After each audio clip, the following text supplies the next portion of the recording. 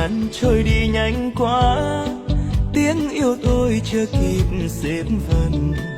Một ngày kia lưới tre cuối xóm, chẳng thấy em chiều nay đi về.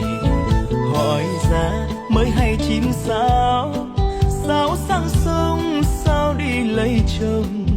Còn đâu những chiều theo bước, giờ chỉ có tôi lẻ loi đi về.